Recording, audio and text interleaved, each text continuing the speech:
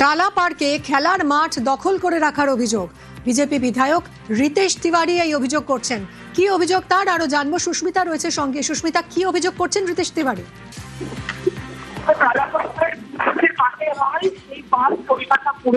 রিতেশ তিওয়ারির অভিযোগ, মুখ্য উদ্যোক্তা দেবজ্যোতি বসু ওরফে শুভ এই পুজোর পার্ক সেটির একটা অংশ দখল করে রেখেছে এবং শুধু তাই নয়, সেখানে বিএসটি নির্মাণ চালিয়েছে কলকাতা পুরসভার কোন রকম অনুমতি ছাড়া এবং তারা প্রত্যয়ের পুজো সেই পুজোর নাম করে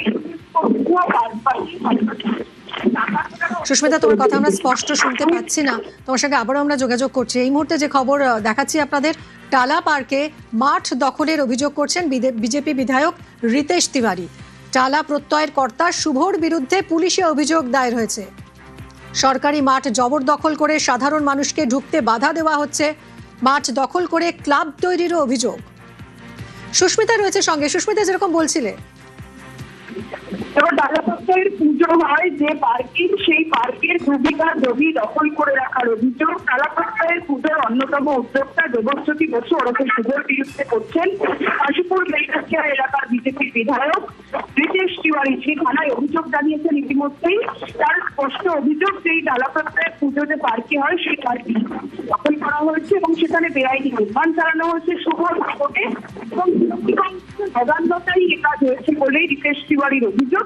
এবং তিনি আরো অভিযোগ করছেন কলকাতা পুরসভার অধীনে থাকা এই পার্কে কলকাতা নির্মাণের জন্য কলকাতা পুরসভার কাছ থেকে কোনো রকম অনুমতি নেওয়া হয়নি এবং কাশীপুর থানায় ইতিমধ্যে অভিযোগ জানানো হচ্ছে এই শুভর বিরুদ্ধে এবং তিনি আরো অভিযোগ জানাচ্ছেন যে সেটা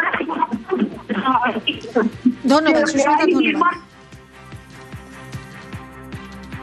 2015 সালে টালা জিমখানা পার্ক, সেখানে একটা স্টেডিয়াম হবে তৎকালীন সরকার সিদ্ধান্ত নেয়।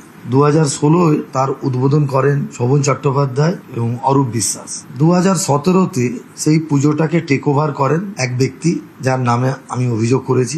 রাস্তা থেকে পুজোটাকে নিয়ে চলে আসেন টালা পার্কে, পার্মানেন্ট স্ট্রাকচার বানান। এদের পুজো চলতো 15 দিন। পুজোর নামে মানুষের কাছ থেকে টাকা নেওয়া হতো। ফলস ইউনেস্কোর মিথ্যে কথা নাম করে কুপন ছাপিয়ে সেখান থেকে টাকা তোলা হয়েছে। সরকারি জায়গায় আপনি ব্যবসা করলে তার পারমিশন নিতে হয়, তার কোনো বৈধ কাগজপত্র তার কাছে ছিল না। গতকাল টালা থানার আমার এফআইআরটা গ্রহণ করেছে। পুজো ভালোভাবেই হবে। সবুজ ধ্বংস করে আমি কোনো অনুষ্ঠান আমি মাঠের মধ্যে হতে দেব না। প্রথমে ফোন মেসেজের কোনো জবাব দেননি অভিযুক্ত, পরে অভিযোগ অস্বীকার ধ্রুবজ্যোতি বসু ওরফে শুভ।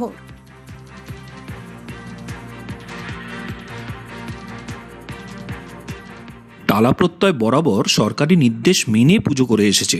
আমাদের মাননীয় বিধায়ক যদি কোনো অভিযোগ করে থাকেন এবং সেই প্রসঙ্গত কোনো প্রশ্ন যদি প্রশাসনের থাকে, তাহলে সম্পূর্ণরূপে সহযোগিতা করা হবে।